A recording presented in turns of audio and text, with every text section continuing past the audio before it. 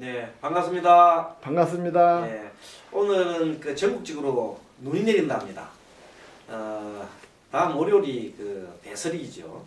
대설이니까 겨울철 되면 이렇게 눈이 오고 또 날이 추워지는 것이 그것이 자연의 도리인 것 같습니다.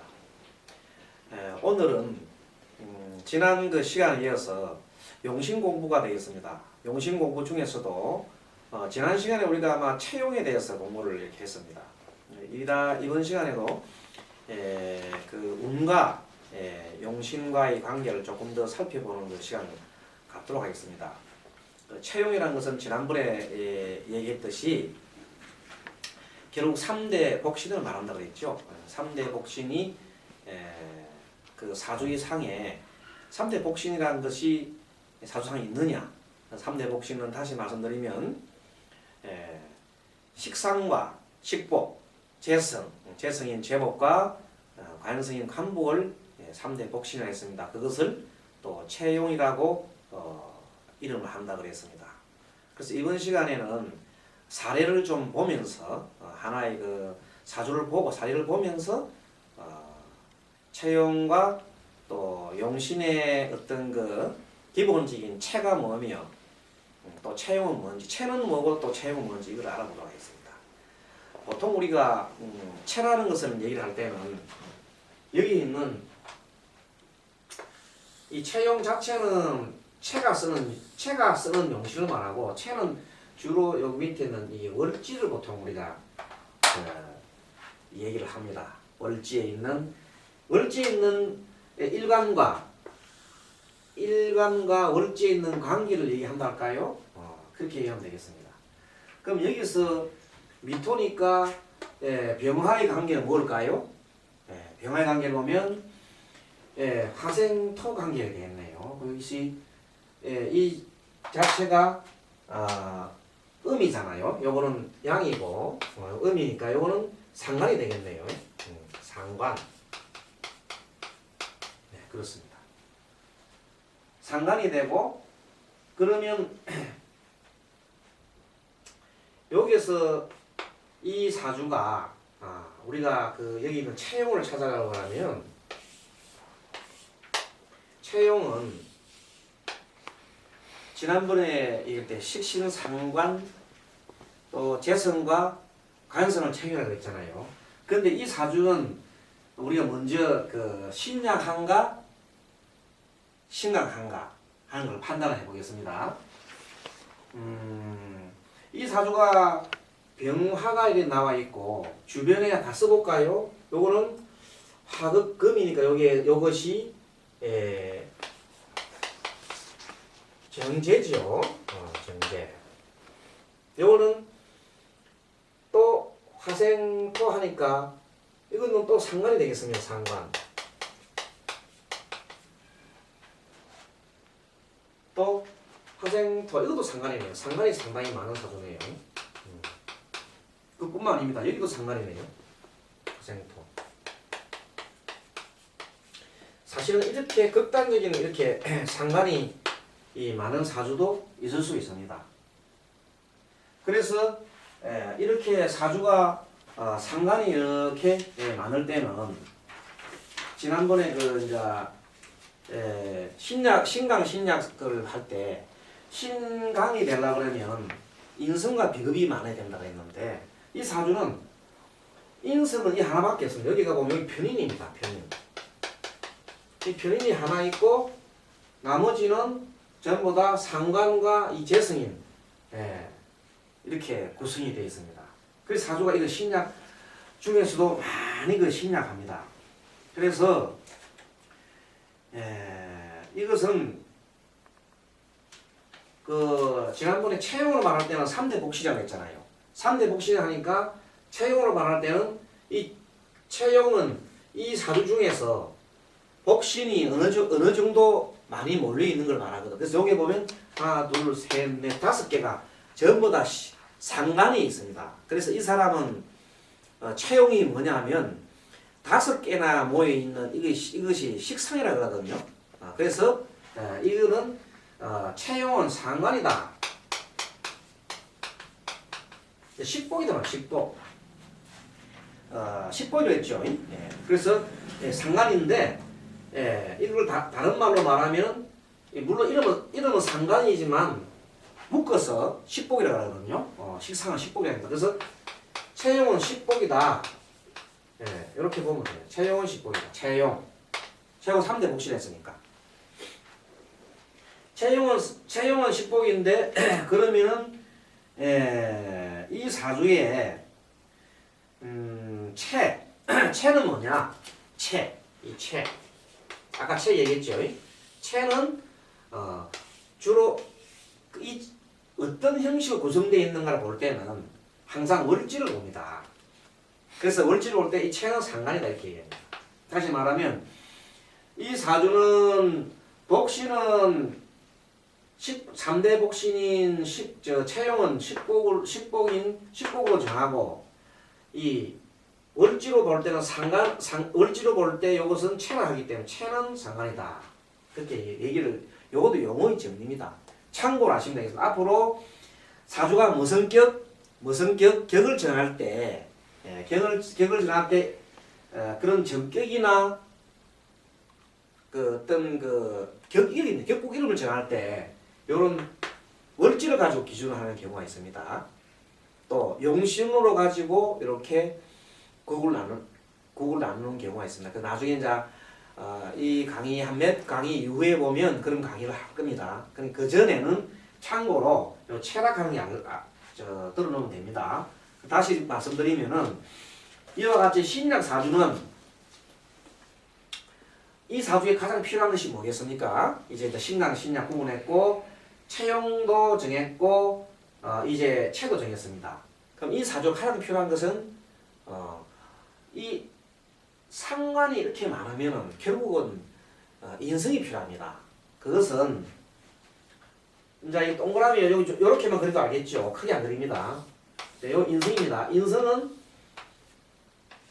이렇게 이쪽에 이게 많으면 이렇게 된 신약인데 신약이 이쪽이 많아서 신약이 됐거든. 다가 신약이 됐기 때문에 여기 있는 신약이 식상이 많을 경우에 인성으로서 이렇게 그걸 해주면 딱 됩니다. 그래서 요 인성이 용신이 됩니다. 그거 사주에 가장 필요한 것.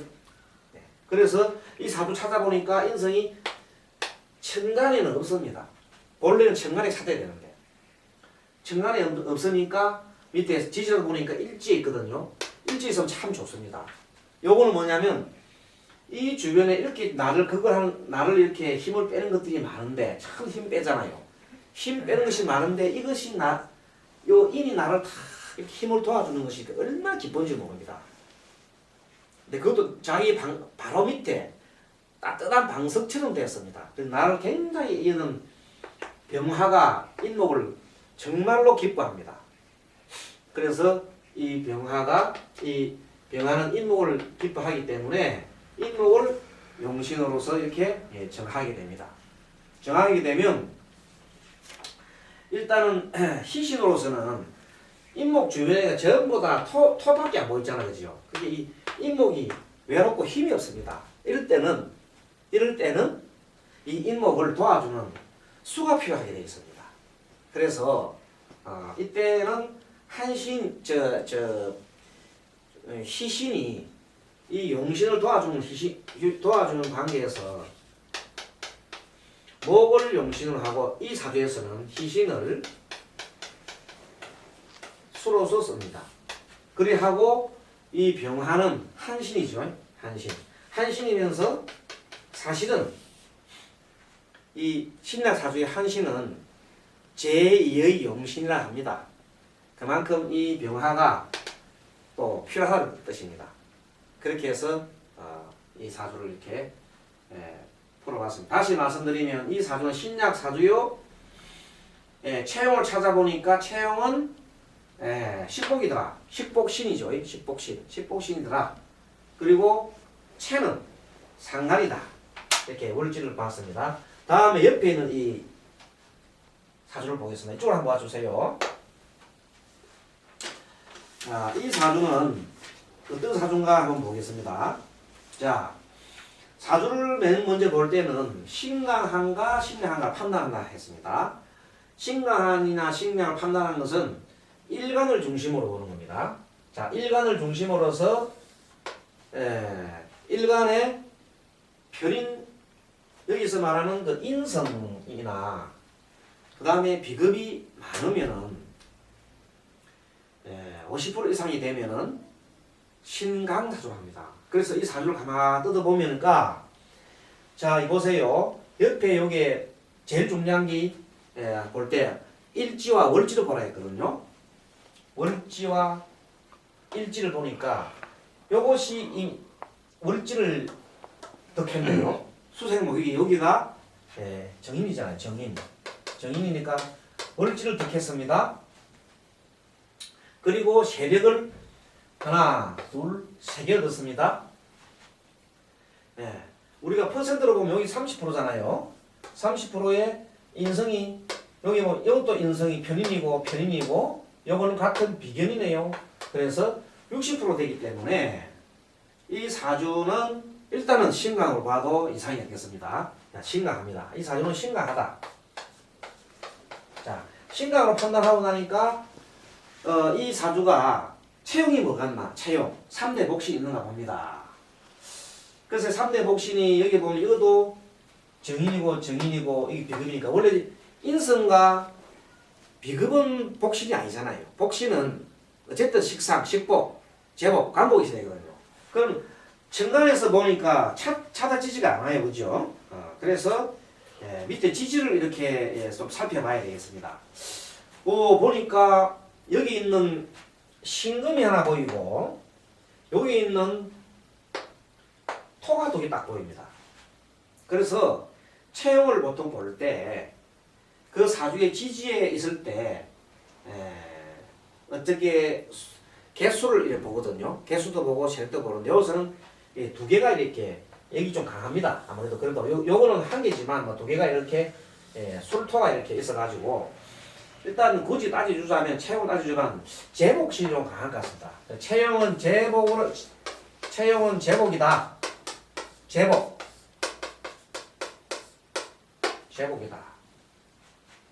그렇게 보는 겁니다. 그러면은 여기서 아까 말하는 그 체는 뭐냐? 체는 여기서 말하는 체는 일단은 여기에 정인이 와 있잖아요. 그죠? 정인이다. 체는 정인이다. 그렇게 보면 되겠습니다. 그래서 다시 신강사주는 이 사주에 가장 필요한 것이 뭐냐? 가장 필요한 것이 이 사주에서 일단 원래는 여기에 토가 강하기 때문에 사실은 필요한 것이 화가 필요하거든요. 화가 필요한데 인성이 이렇게 많으면은 수가 이렇게 많잖아요. 수가 많으면은 지난번에 수가 3개 상당 필요한 것이 인성이 많으면은 재성을 용시 쓴다 했습니다. 자, 보세요. 그 관계를 다시 설명드리겠습니다.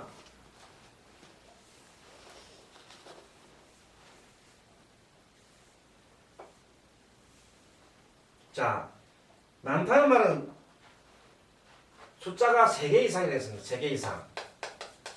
뭐를 빼고 자기의 일간을 빼고 숫자가 3개 이상 되는 거. 이렇게 하나, 둘, 셋, 넷, 다섯 이렇게 5행도가 있습니다. 이것이 중간에 비급입니다. 비급이고 요 비급은 간복이네요. 그런데 여기 있는 인성이 3개나 됩니다. 수가. 수.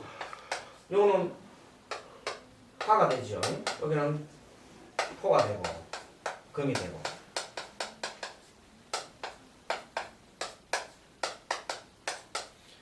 이렇게 미로가 신강입니다. 이렇게 이게 강합니다. 근데 여기 비급이 같은 비견은 과목이 하나 있는데 수가 월주를 차지했습니다. 이미 2개요. 자수까지 3개가 되어 있습니다. 퍼센트는 무려 30, 10, 50%나 이것이 50%나 점하고 있습니다. 그러니까 신강이 됐잖아요. 이때 이 인성이 많으면은 이 인성은 그걸 하는 이 재성이 용신이 되는 겁니다. 아시겠습니까? 그래서 이 재성이 용신이 되기 때문에 이 술토를 용신으로 쓴다 이 말입니다.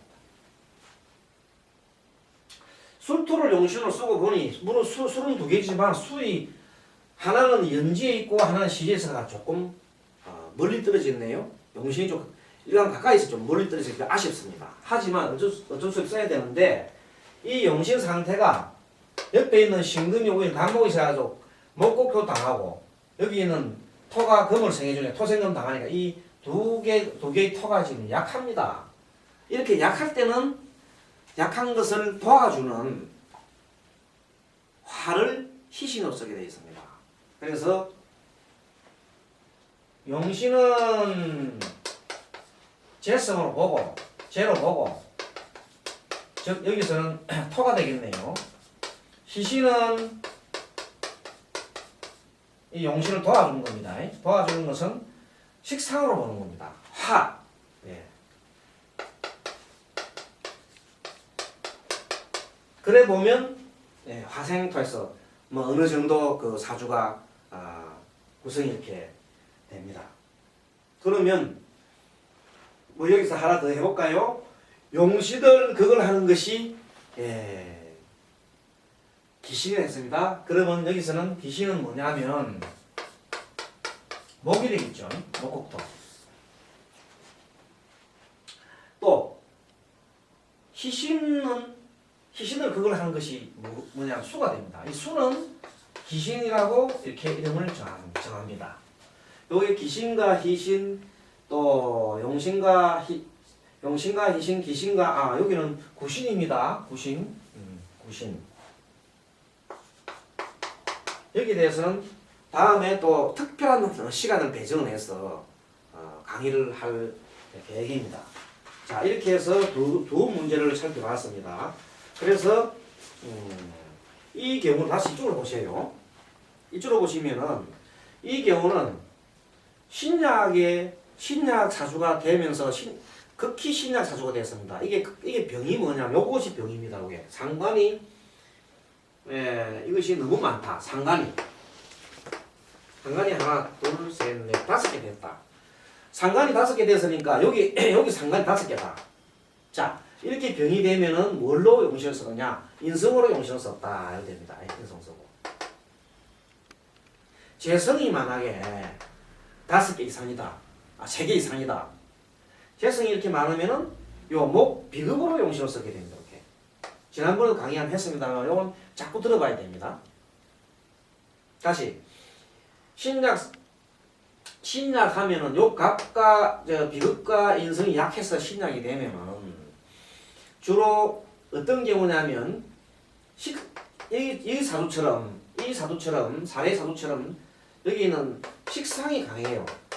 식상이 강해서 그 사주가 병이 들었다 하면은 인성으로 그걸 해야 되겠죠. 그럼 당연히 인성으로 되게 됩니다.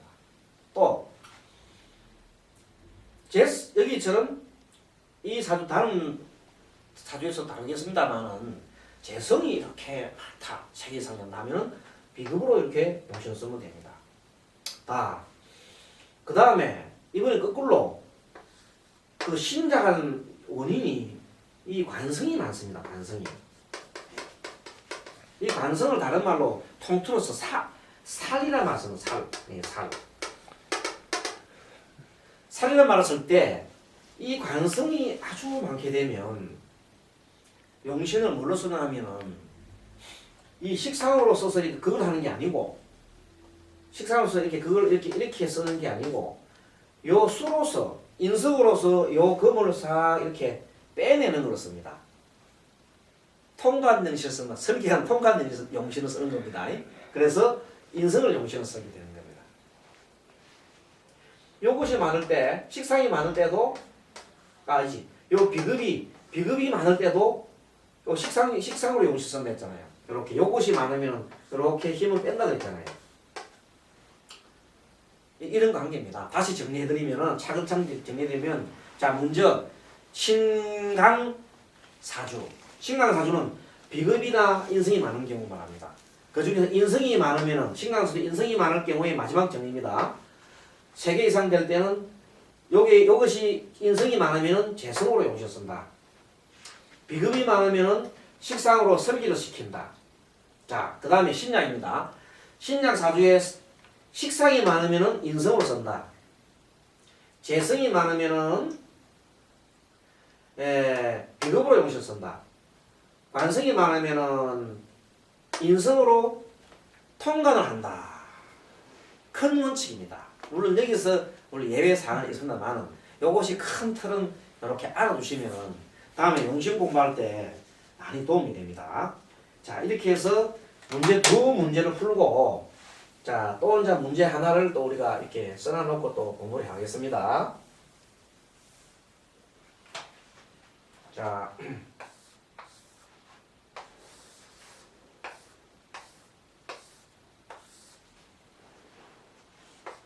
명술, 명술년, 기해, 갑술, 경호. 자, 여러분 보십시오. 자, 이 사주는 이 갑일간에 먼저 십성을 한번 그려보겠습니다. 이어보겠습니다. 이거는 목극도 하니까 이거 재성이 되네요. 재성이 되니까 이건 정제입니다. 네, 정제. 자, 이거는 공부가 부탁부탁 되게 됩니다. 자, 요거는 금이 목을 그걸 하네요. 편관이네요. 편관. 금금목 편관. 요거는 목생화 하니까 요놈이 상관이 됩니다. 아, 바로 밑에 있는 거는 목국토 하네요. 편제가 되네요. 편제. 요것도 편제가 됩니다. 수는 도와주네요. 그래서 수생목 하니까 이건 편인이 됩니다. 요거는 목생화. 네.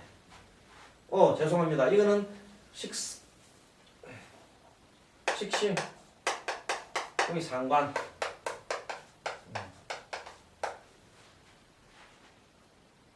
눈을 부릅뜨고 봐야 됩니다. 아니면 쓰다가 보면 생각하면서도 잘못 적을 수가 있습니다. 네, 그래서 이렇게 보고 자, 이런 용신의 경우에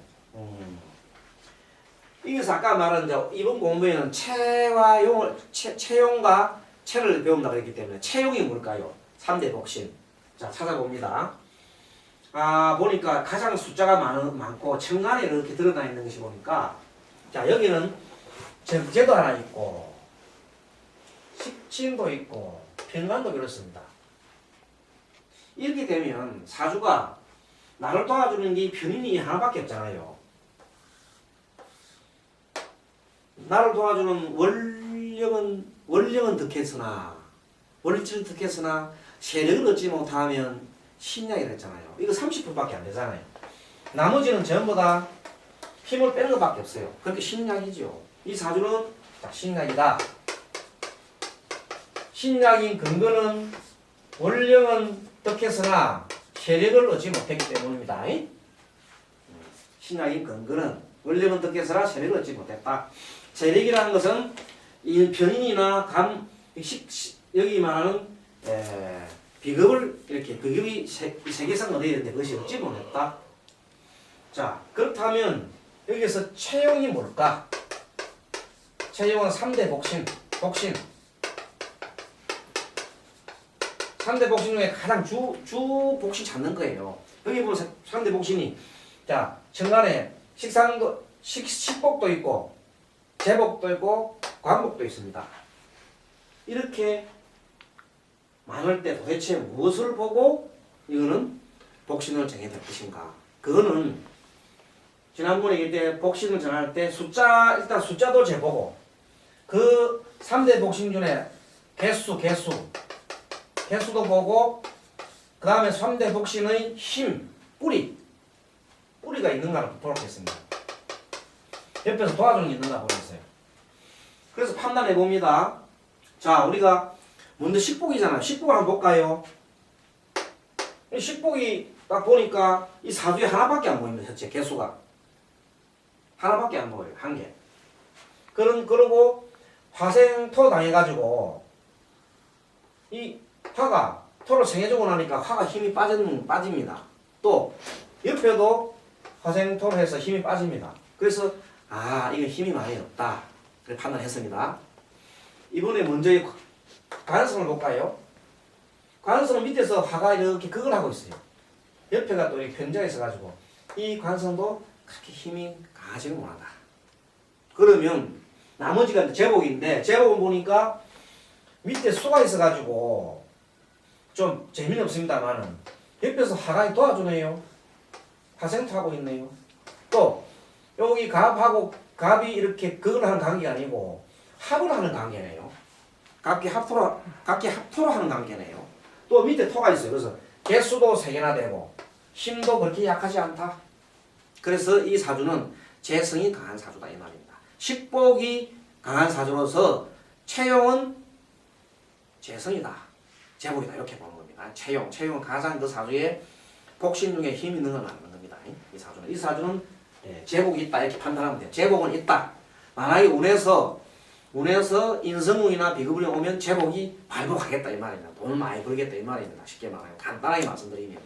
그래서 그때 이 사람이 뭐로서 이 제복이나 식복이나 제복이나 간복 중에서 무엇으로서 이 사람이 인생에 큰 그 도움이 될까 판단할 때 기준이 인성과 비급운이 오게 되면 제복이 많이 벌어서 돈을 많이 벌겠다. 또 이 사람은 바로 이렇게 갑이 자기 갑기 합탈 합은 그 사람의 마음을 뜻한 데 있습니다. 이 사람의 마음은 항상 이 토에 있어요. 합하고자 하는 마음이 있기 때문에. 그러면 마음이 늘 보면 재물에 가 있습니다. 뭘 생각해도 재물과 관련되고 일로 해도 재물과 관련되고 뭘 성취를 시켜도 재물과 관련되고 그래서 계속 재물에 대한 생각을 끊이지 않습니다. 그러면 이것이 그냥 재물만 볼까요? 그건 아닙니다. 여자 관계 갖고도 볼 수 있습니다. 그죠? 그러니까 이 사람은 다르게 해석하면 여자에 대해서도 생각을 좀 많이 하는 사람이다. 그렇게 볼 수 있습니다. 자, 이 사주는 앞으로 그러면 어떤 운에서 이 사람이 아까 말한 이제 인성이나 비급운이 와야 된다고 했잖아요. 왜? 신약 사주니까. 그래서 이 인성이나 비급운이 올라가려면 어떤 구성이 좋을까요? 앞으로 운에서 운을 아직 안 그려봤지만은 운에서 좋을까요? 하면 그거는 이렇게 우리가 미리 써볼 수 있어요. 운성이 보면 일단은 배합이 갑자 운에서 갑자 운이 오면 참 좋겠네요. 그 다음에 갑인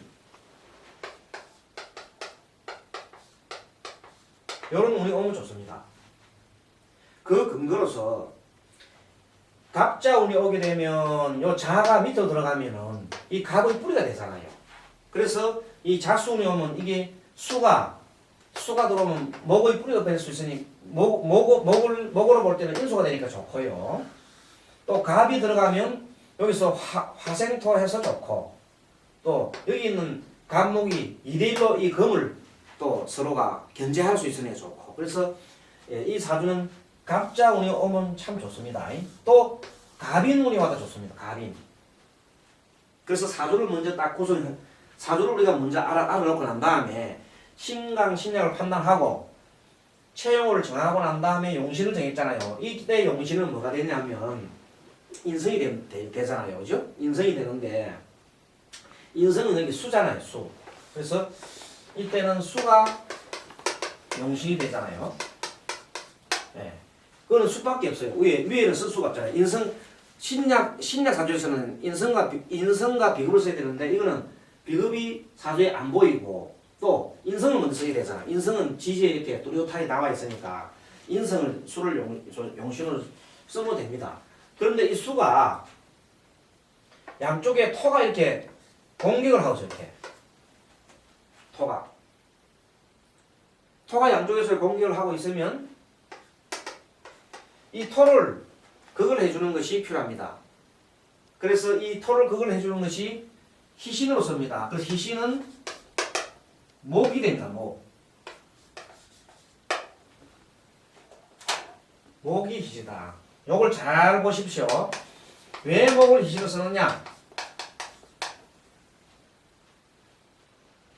이 앞에 사주에서는 관성이 인성인데 이 사주에서는 왜 비급이 희실이냐? 그 이유는 양쪽에 토가 수를 공격하니까 수가 견디지 못합니다. 여기서 토가 그걸 하고 있잖아요. 그래서 이 수가 가득 갑갑하니 먹는 게 토가 이렇게 많으니 갑갑해요. 그러니까 이 토를 이 비급이 격파해달라는 거예요. 그래서 비급이 바로 희신이 되었다 하는 그런 뜻입니다. 용신희신. 그 다음에 이 수를 그걸 하는 수를 갖다가 그걸 하는 토가 기신이 되고 목을 그걸 하는 금이 구신이 된 겁니다. 그걸 아시고 그래서 이 사주는 이 정도 설명하면은 설명이 됐습니다. 다음에 또 사례를 하나 보겠습니다.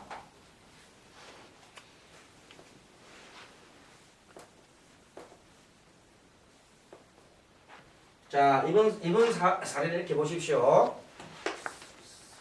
이쪽으로 좀 돌려주세요.